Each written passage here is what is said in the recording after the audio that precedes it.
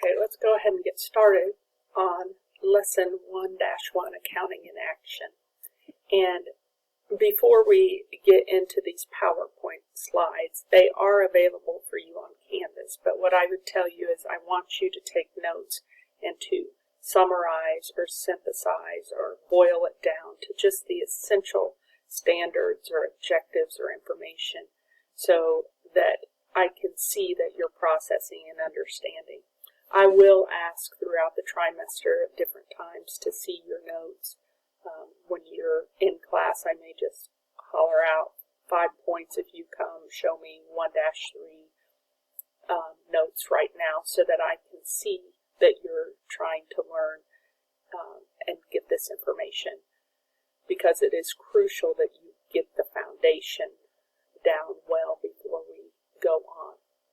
Another thing, though, that I want to point out is you should have done a discussion question already in Canvas. If you have not done that discussion question, go back and do that right now. Pause this video and go get the discussion question done before you start this.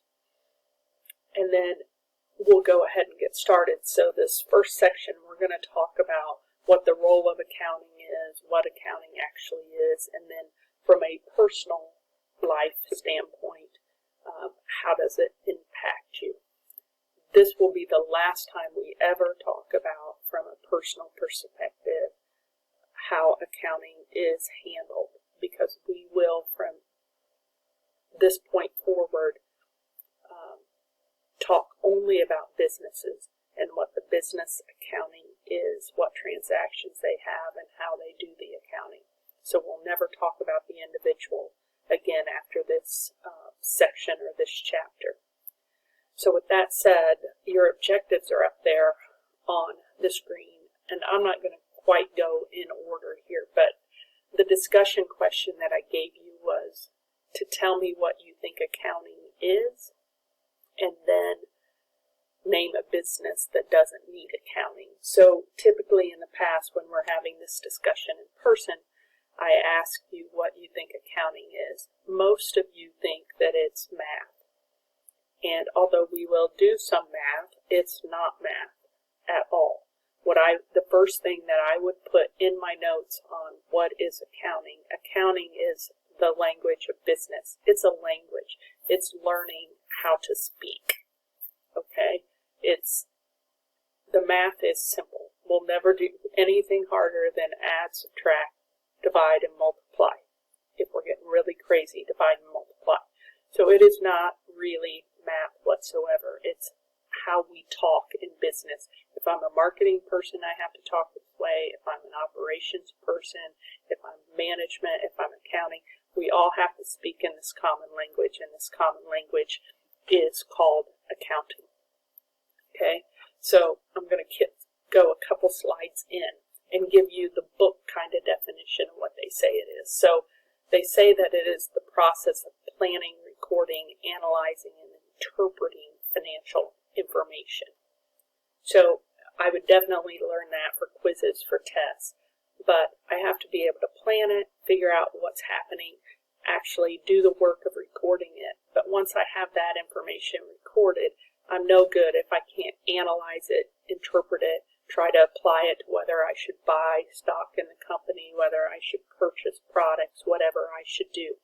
So without the analyzing and interpreting financial information part, I'd like to say you're just a monkey. So what we're going to get through in accounting is me training you really how to plan and record.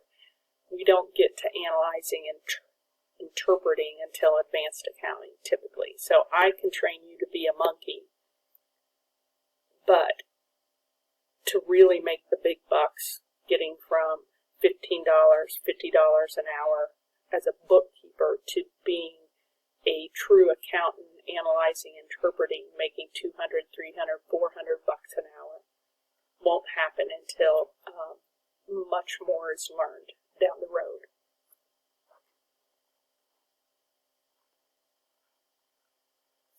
So as it relates to it being a language of business, which again is what I would have as my first bullet point on what is accounting. the way I kind of provide an analogy for this course is ultimately to do accounting, it wants you to write a novel. Okay, so English and language, write a novel. But the key is I cannot write a novel unless first I learn what the alphabet is, and then once I know the alphabet, I can put together words. And once I can put together words, I can put together paragraphs, and once I put together paragraphs, I can put together chapters, and once I put together lots of chapters, I'll finally get the book. Ultimately, for accounting, we need you to be able to write a book. But at the end of this first trimester, all we're going to do is know the alphabet and probably put together some words. And if we're getting really lucky, we might start to be able to write some sentences. But that is, for me, in the process, all that we're trying to get at. Okay? So we first have to learn these letters, the alphabet, in order to do things. So further to accounting, so I'd have that definition in there. An accounting system is the planned process designed to get all that data and all that information, all those results, all together in my records and in my reports so I can show others. And then these reports are that summarization of how the company is doing, what its condition is, how the operations are, and we call those reports financial statements. So we will get to financial statements for a sole proprietorship, for a service business this trimester. So then I want to go back to the role of accounting. And the role of accounting is that the data has to be recorded and reported in these reports called financial statements, and then that financial statement is utilized to make decisions in the business. So if we were thinking about you as a student in a university trying to decide which students they want to get, they're going to look at financial data and information to try to make that determination or decision.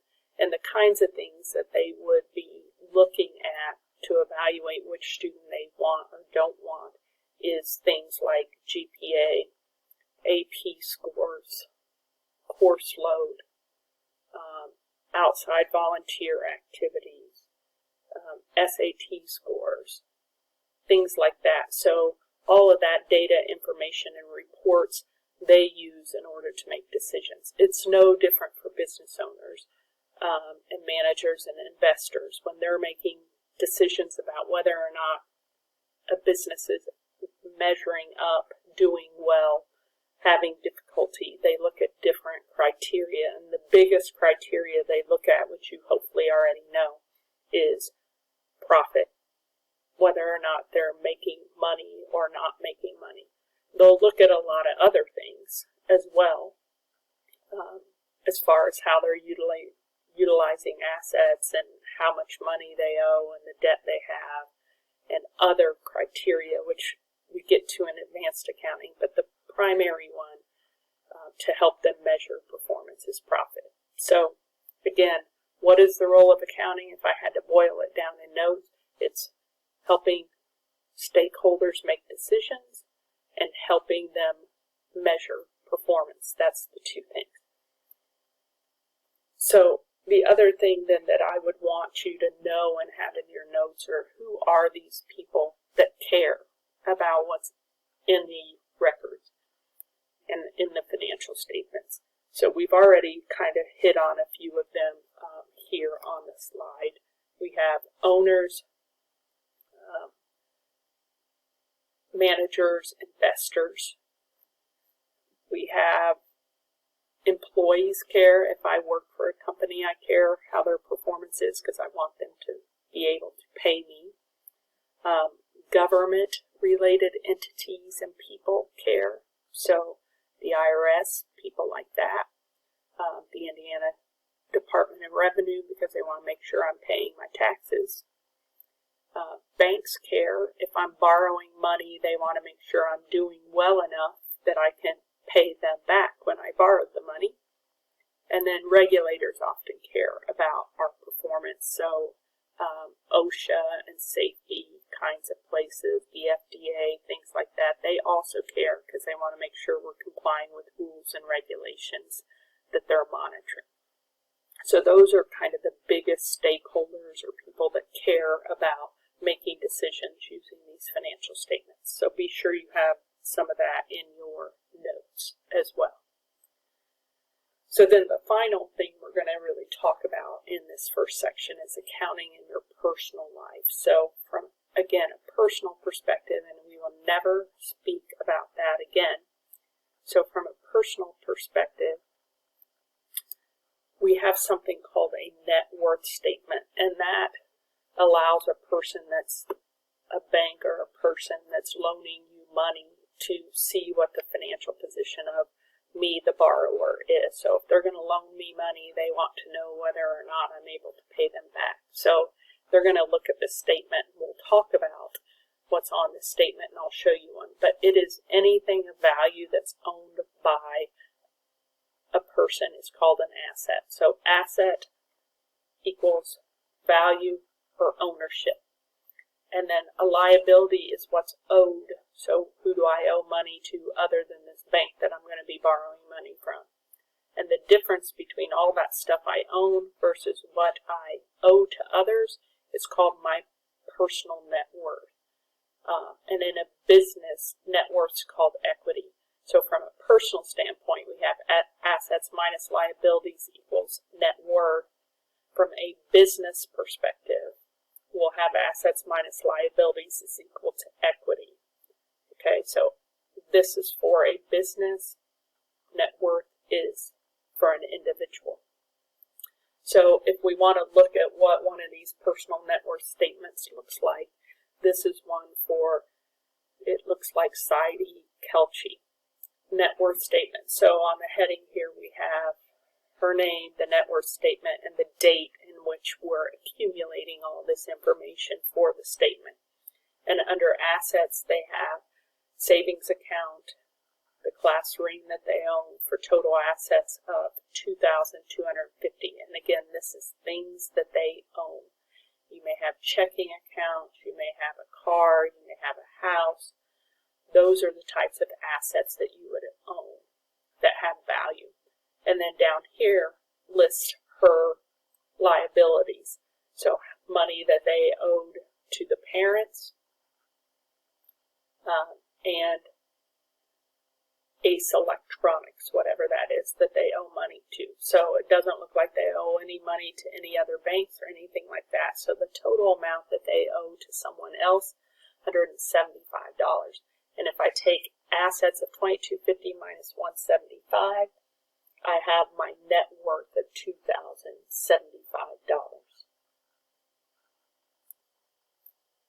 So her net worth, $2,075.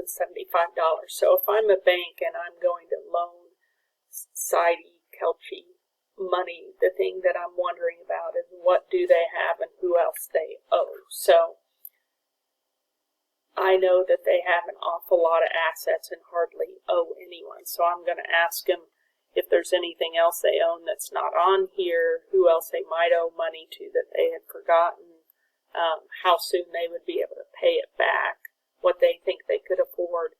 And I would use this statement and then interview with them to make a determination whether I would loan them money or not.